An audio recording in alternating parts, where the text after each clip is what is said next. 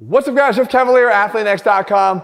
So today I'm going to cover an exercise that I've been asked about for a long period of time, and that is the rack pull. And I'm going to hold off on actually defining where you're pulling from because I do think it makes a big difference.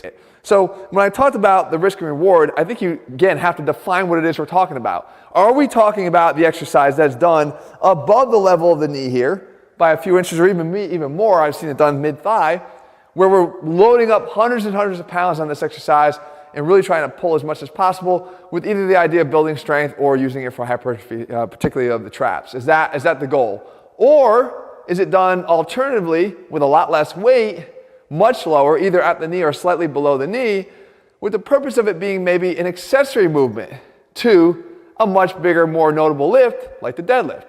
And if it's the latter, then I'm all on board here, guys. Because I've actually programmed the exercise as an accessory movement for the deadlift. Because what it does is it allows us to work on the area that I believe a lot of times people don't finish. They don't finish the exercise. They don't do the terminal range of motion through full hip extension. And that's a big miss if you don't do that. But more notably, it's a hip hinge exercise. It gives us a chance to work a hip hinge, particularly if somebody has a difficulty pulling from the floor. Maybe they have some biomechanical deficits that don't allow them to pull from the floor just yet. It doesn't mean that you wouldn't want to train them on a hinge. And this is a way that we could do that. But a lot of times we're not doing the exercise that way. We're doing it to load up the exercise. And there is where the risks come in. And that's what I want to show you guys what I believe is a bit of a problem with the exercise. Because we know that the easiest part of the lift is that end of the lift, right? Once we get past pulling from the floor, the amount of weight that somebody can handle on this exercise is enormous. That's why you see people load up tremendous amounts of weight there. But that's also a problem because you're handling weight that you likely couldn't have gotten in that position any other way. If you didn't have the rack here to set the weight up at that height and to be able to pull your 2 or 3 inch range of motion, you probably wouldn't have been able to pull it in the first place. You certainly wouldn't have been able to pull it from the floor. So what happens there is you're subjecting your body to forces that they probably aren't equipped to handle, and therefore it's taking the brunt of it in a way that you're probably not even aware that's happening. And that is right here, guys. And you know, again, I bring the physical therapist side to it because I have to. I've actually seen this happen before to many people. Well, we're talking about this area right here. This is the thoracic outlet. The thoracic outlet is dealing with the nerves and arteries and veins that run from the neck down through your skeleton, out towards your arm and down your arm. And notably, we're talking about, when we talk about the nerves, we're talking about the brachial plexus, which is this big, thick, yellow nerve bundle here. And its positioning in terms that it runs through the muscles of the neck, and then most importantly, it runs down under the clavicle, under the pecs, and then out towards your arm, and then it runs all the way down your arm to feed your arm and innervate your arm. What happens is a couple things. Number one, we also have vessels here, the subclavian artery and the subclavian vein, that both run under here as well, and they can also be equally impacted.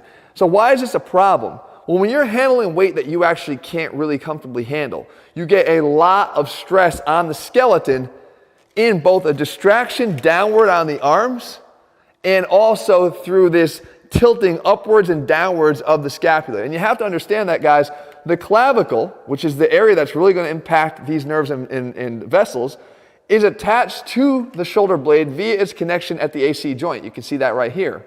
So if the shoulder blades are either really protracting around the body here, or more importantly, up and down as they would when you're handling a whole ton of weight that you really can't manage, then we have a problem, because what that's doing is it's actually causing, you can see, the clavicle to come up and then down. And when it comes down, you're getting more of a pinch here of the clavicle like this, down on those 3 structures. You don't want that. Okay, that's placing an enormous amount of stress on the nerves that's going to give you some of the symptoms down the arm, or some of the pain that you could feel here in the sternum, or some of that tingling sensation that you can get down the arm, or that numbness that you can get down the arm, even through the pinky here.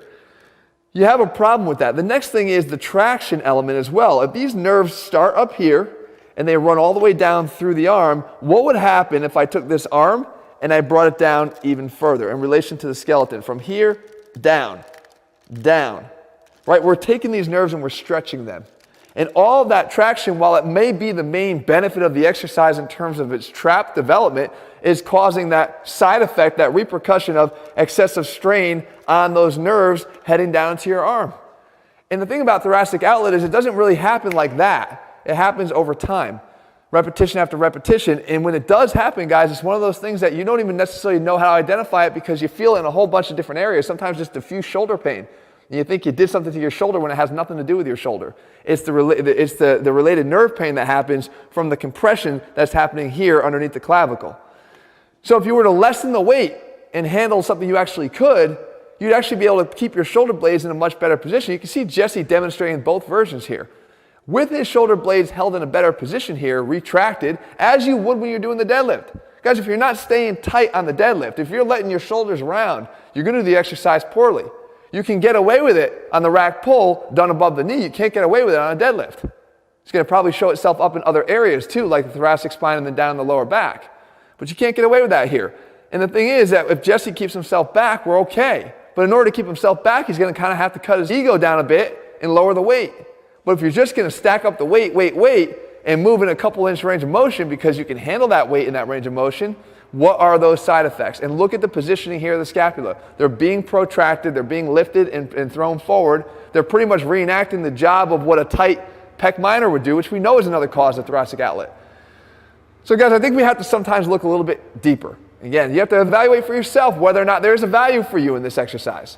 If you don't have to worry about anything done overhead, if you don't really have to care about the function of your arm or whether it's numb or not, you probably go ahead and load up the weights and try to build your traps that way. But I think there's other options for you to do that wouldn't subject you to those things. As a matter of fact, maybe just working on progressively increasing your deadlift is the best way for you to actually get to the end point of what it is you're trying to do. You'll build your traps, you'll build your overall strength, you'll build more function, you'll be pulling from the ground. It's an overall better option. So guys, I hope you found this video helpful. If you're looking for programs where we do have to evaluate what we do, because it all matters, right? We look at both sides of this because it all matters. They're all over at ATHLEAN-X.com. We put the science back in strength. In the meantime, if you haven't already done so, please subscribe and turn on notifications so you never miss a video when we put one out. All right, guys, see you soon.